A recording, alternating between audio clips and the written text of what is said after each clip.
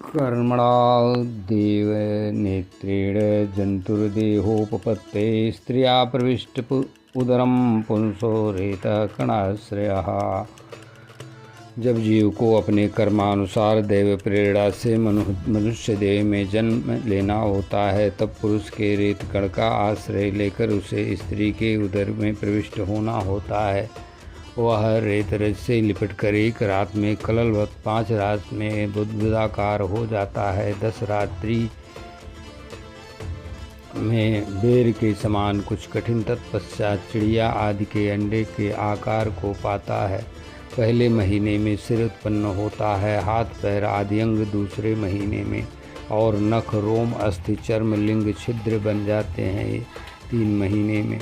चौथे महीने में 7 धातुएं बन जाती हैं। 5वें महीने में भूख प्यास का उद्भव होता है। 6वें महीने में झिल्ली में लिपटा हुआ दक्षिण कोख में घूमता है। माता के खाए गए अन्न जल से धातुएं पुष्ट होती हैं। शिशु वृद्धि करता है। मूत्राशय के पास स्थित प्राणियों के वास स्थान गर्भाशय में शयन करता है। उसके सभी अंग कोमल होते हैं। विविध क्लेश सहता है। प्रतिक्षण मूर्छा आ जाती है। पीड़ा सहकर भूख लगती है। रह रहकर कटु तीक्ष्ण उष्ण लवण रुक्ष अम्लादिभिरुल्बणैः मातृ भुक्त रूपस्पृष्टः सर्वांग उत्थित वेदनः अर्थात कटु, तीखा, गरम, नमकीन, रूखे, खट्टे आदि उग्र पदार्थों को माता यदि खाती है तो उसके स्पर्श से सारे अंग में पीड़ा होती है। उसको मैंने शिशु को माता के गर्भाशय में झिल्ली से लिपटा हुआ आंतों से घिरा रहता है। सिर पेट की ओर होता है। पीठ गर्दन कुंडलाकार मुड़ा रहता है। अपने अंगों को हिलाने में असमर्थ होता है। जिस तरह पिंजड़े की चिड़िया उड़ नहीं सकती, उसको स्मृति प्राप्त हो जाती है। उस समय सैकड़ों जन्म तक की याद कर करके उसका दम घुटने लगता है। ऐसे में शांति क्या मिल सकती है। 7वें महीने के आरंभ पर उसमें ज्ञान शक्ति का उन्मेष होता है, परंतु प्रसूति वायु से चलायमान रहता विष्ठा कृमि की तरह एक दर स्थिर नहीं रह पाता है। सप्त धातुमय स्थूल देह में आबद्ध जीव बड़ा भयभीत होकर, बद्ध होकर विकलवाणी से स्तुति करता है जो गर्भ में डाले हैं। परमात्मा परमेश्वर जंतुवाच, जंतु यह बोलता है जीव गर्भ में क्या यह स्तुति करता है, भगवान से बोलता है कि जो भगवान जगत की रक्षा के लिए अवतार लेते हैं, नाना तन धरकर जिन चरण कमलों में धरा पर विहार करते हैं, मैं उन्हीं चरणों की शरण लेता हूँ। मुझे भय होगा कहाँ, जिन्होंने मेरे कर्मानुरूप ऐसी गति दिखाया है यहाँ, जो कि मैं यहाँ बंदी की तरह पड़ा हूँ, अपने कर्मों से घिर कर देह इंद्रिय अंतःकरण रूपा माया का अवलंबन लेकर, जो हैं विशुद्ध अविकारी अखंड बोध परमात्मा। इस संतप्त हृदय में निवास करने वाले भगवान को है प्रणाम। यह जीवात्मा 5 भौतिक तत्वों से बनी देह से आच्छन्न पर देह से रहित है। यह जीवात्मा 5 भौतिक तत्वों से बनी देह से आच्छन्न है, पर देह से रहित है। जीवात्मा इंद्रियों, गुणों और मन बुद्धि चित्त अहंकार से रहित है। जीवात्मा जिनकी महिमा इस देह आदि से कुंठित नहीं होती, वे ही हम में हैं विराजमान। मैं उन परम पुरुष की वंदना करता हूँ जो प्रकृति और पुरुष के नियंता हैं और हैं सबसे महान, जिनके माया के गुणवश कर्मों के बंधन पड़ते हैं महान। पुरुष के नियंता हैं और हैं सबसे श्रेष्ठ महान, जिनके माया वश गुण कर्मों के बंधन हैं पड़ते, इसी से सांसारिक मार्ग में भटकते और कष्ट सहते, स्वरूप विस्मृति होने से पुनः इसी लोक में आ गए। आपकी महती कृपा के अतिरिक्त मुक्ति का उपाय है क्या? जीव कहता है कि स्वरूप के भूल जाने से मैं पुनः इस लोक में हूँ, आ गया। आपकी महती कृपा के अतिरिक्त मुक्ति का उपाय और है क्या? मुक्ति का उपाय क्या? देखिए, यहाँ पे स्वरूप को जानने की महत्ता को बताया गया है। मम दर्शन फल परमानुपा, जीव पाव निज सहज स्वरूपा। इसी को जानना चाहिए बिना भेदभाव और बुद्धि लगाए हैं। मुझे ये जो त्रैकालिक ज्ञान हुआ है, इसके दाता वही देव हैं। समस्त जड़ चेतन को अपने अंश से अनुवर्तित करते सदैव हैं, जो जीव के कर्मजनित पदवी का अनुवर्तन कराते रहते हैं। तापत्रय उपशमनार्थ हम उन्हें भजते हैं।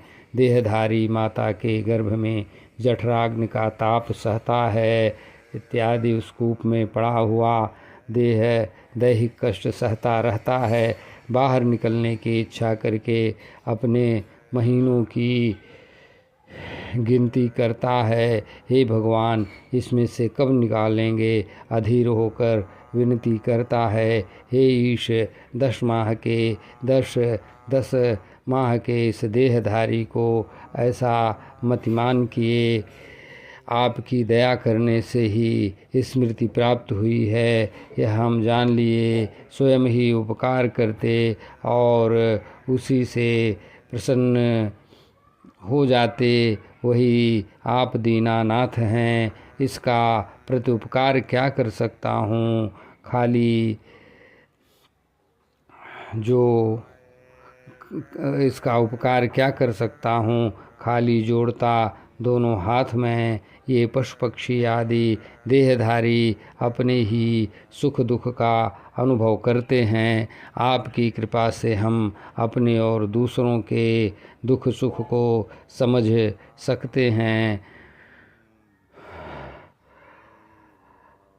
हमको आपने ऐसा बनाया है, आप पुराण पुरुष को देख सकता हूँ। अपने हृदय के बाहर भी परम चेतन को प्रेक्ष सकता हूँ।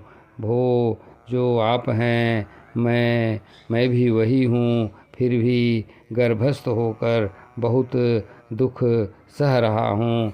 गर्भ से बाहर जो सांसारिक अंधकूप है, उसमें भी गिरने की इच्छा नहीं कर रहा हूँ, क्योंकि संसार कूप में गिरने पर देवमाया सर्पवत घेर लेती है। इससे बुद्धि उलट जाती है, तदनुसार आचरण करते हैं, अतः संसार चक्र में फेर देती है। संसार चक्र में पुनः फेर देती है। इसलिए मैं विकलता से रहित होकर अपना उद्धार करूँगा। अपने सुहृद परमात्मा की ही धारणा कर तत्काल तम को पार करूँगा। इससे इस विविध वासनामय और दोष से भरे संसार चक्र में न पड़ूँगा। मैं भविष्य में श्री विष्णु भगवान के चरण कमलों की उपासना करूँगा। मैं भगवान श्री विष्णु हरि के चरण कमलों की उपासना करूँगा। इस प्रकार कपिल देव भगवान कहते हैं। इस प्रकार वह 10 मास का शिशु मतिमान होकर भगवान से स्तुति करता है। उसी समय उस अधोमुख बालक का पृथ्वी पर जन्म होता है। वायु के तेना सृष्टः सहसा कृत्वा वाक्षिरः आतुरः विनिष्क्रामति कृच्छेड निरुच्छ्वासो हतस्मृतः। और जब बाहर आता है तो बड़े कष्ट तो उसकी सांस रुक जाती है और ज्ञान भूल जाता है। जब वो व्याकुल होके सहसा बाहर आता है तो उसकी सांस रुक जाती है और ज्ञान भूल जाता है। पतितो भुक्सिंहमूत्रे विष्ठा भूरि विचेष्टते रोरुयति गते ज्ञाने विपरीतां गतिं गतः। और ज्ञान के चले जाने से रोने लगता है, देह अभिमान के अज्ञान में तब फिर पड़ता है।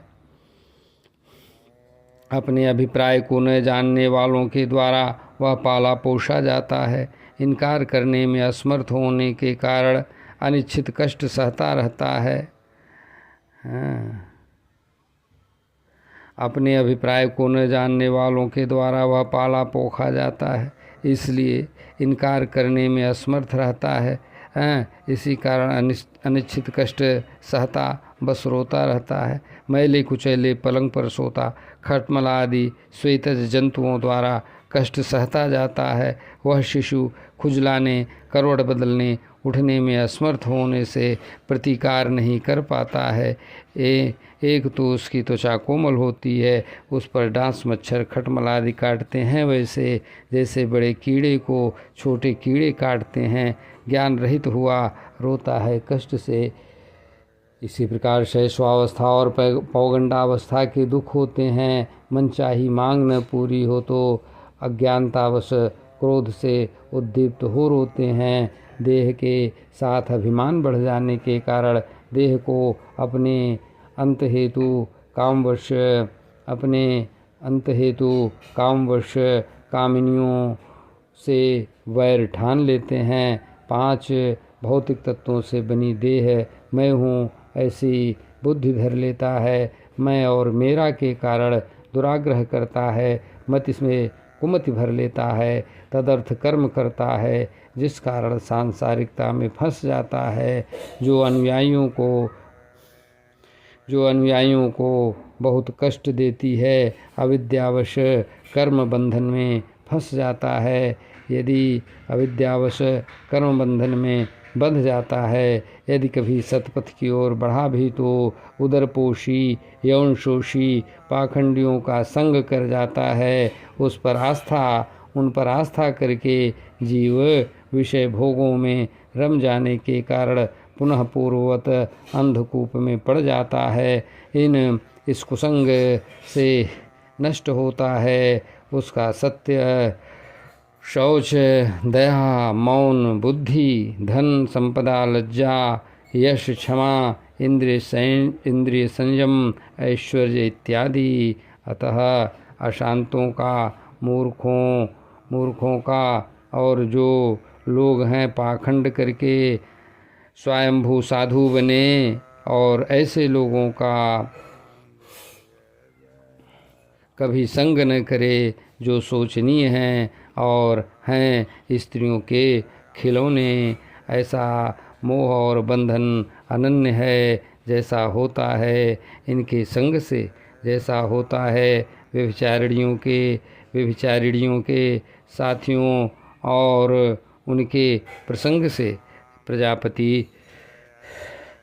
प्रजापति अपनी पुत्री को देखकर, प्रजापति ब्रह्मा जी की बात कर रहे हैं, ब्रह्मा जी प्रजापति अपनी पुत्री को देखकर काम मोहित हो माया से छा गए थे। वह मृगी रूप में भागी थी, तो वे निर्लज्ज होकर मृग रूप में पीछा किए थे। उन्हीं से उत्पन्न पुरुषों से पुरुषों की सृष्टि हुई। तो ऐसा कौन है जिसकी बुद्धि न उलझ जाए? ऋषि नारायण को छोड़कर ऐसा कोई नहीं है जो स्त्री रूपी विश्व माया के जाल से बच पाए। मेरी स्त्रीमयी माया का बल देखो, सभी दिशाओं पर विजय प्राप्त कर लेती है। केवल अपने भृगुड़ विलास से बड़े बड़े वीरों को पदाक्रांत कर देती है। इसलिए स्त्रियों का संग नहीं करे, योग के परम पद पर आरूढ़ हो, भवतरे मेरी सेवा के द्वारा आत्म परमात्म लाभ करे। कहते हैं कि नारी मद नरक का खुला द्वार है। स्त्री देव निर्मित माया है जो धीरे धीरे पास आती है। उसको अपना मौत का कुआं समझना चाहिए, जिस पर कि ऊपर से घास पात छा जाती है। नारी से मोह के कारण नारी हो जाता है, नारी से मोह के कारण नारी हो जाता है। हैं? अब मृखा मायावश जिसको जिसको अब झूठी मायावश जिसको पति मानता है, पूर्व जन्म में स्त्री संग के कारण स्त्री बना है, अब इस पति के धन और घर को अपनाता है। वहाँ भी आत्मस्वरूप को न जानकर घर परिवार में लगा रहता वृथा उसी में विधि विहित मृत्यु को प्राप्त होता है। वह कैसे? जैसे बहेलिया, मतलब जो तीर से इत्यादि से मृग इत्यादि को मार देते हैं, बहेलिया कहते हैं। जैसे बहेलिए के मीठे गान में फंस जाता है मृग, यथा बहेलिए के मीठे गान में फंस जाता है मृग, यथा कैसे वहाँ भी स्वरूप को न जानकर घर परिवार को में लगा रहता वृथा, जैसे लगा रहता वृथा उसी में विधि विहित मृत्यु को प्राप्त होता है। बहेलिए के मीठे गान में फंस जाता है मृग, यथा जीव पंचभूत में देह धरकर लोक लोकांतर में भ्रमता रहता है, अपने कर्म का भोग करता पुनः देह धरता है, क्योंकि लिप्त होकर कर्म करता रहता है।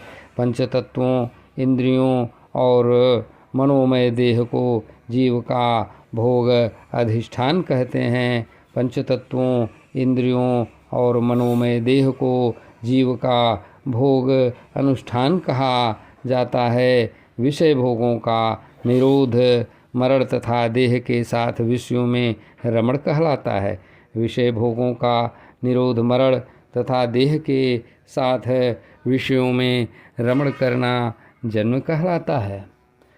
द्रव्य उपलब्धि स्थान अर्थात देह की जब विषय द्रव्यों के प्रति अनिच्छावश भोग की अयोग्यता आ जाती है, उसे कहते हैं मरना। और इस पंच तत्व में देह को मैं मानकर इंद्रियों के द्वारा विषय भोग करना है जन्म लेना। जिस प्रकार जब आँखों में द्रव्य अवयवों को देखने की अयोग्यता आ जाती है, तदनुसार इंद्रियां असमर्थ हो जाती हैं और तब जीव की भोग इच्छा चली जाती है। इसलिए मनुष्य को भय, दीनता तथा मोह में पड़ने का कार्य नहीं करना चाहिए। धैर्यपूर्वक जीव का स्वरूप जान करके विषयों से अनासक्त होकर विचरना चाहिए। जीव रूप में परम एक परमेश्वर का वही चेतनांश सब में है, ऐसा जानकर योग वैराग्य युक्त होकर माया के द्वारा रचे हुए इस संसार में यह देह धारण करके विचरे जीवन मुक्त होकर श्री राम जय राम जय जय राम, श्री राम जय जय राम। इस अध्याय में दो प्रमुख चीज़ें प्रमुख रूप से बताई गई है। भगवान कपिल देव जी ने बताया है, नंबर 1 स्वरूप विस्मृति जो हो जाती है, स्वरूप को लोग भूल जाते हैं कि मैं हूँ कौन, कहाँ से आया हूँ इत्यादि।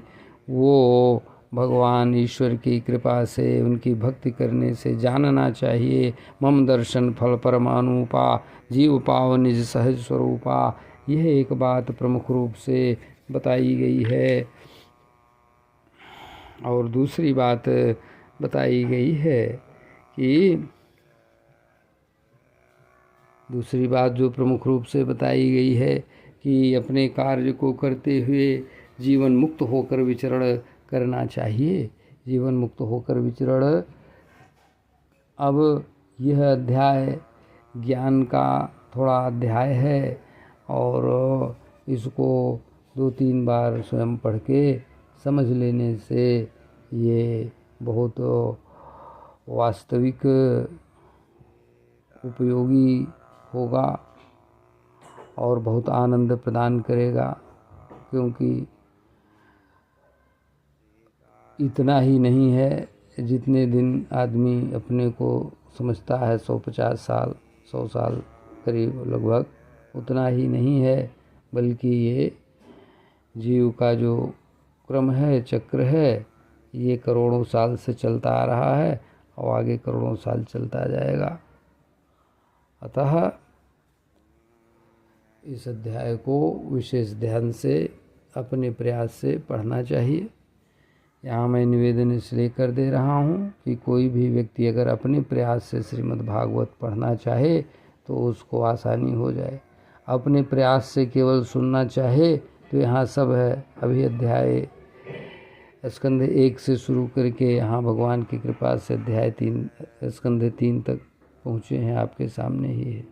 अतः इसी बात के साथ श्री कृष्ण समर्पणमस्तु। हरि ओम।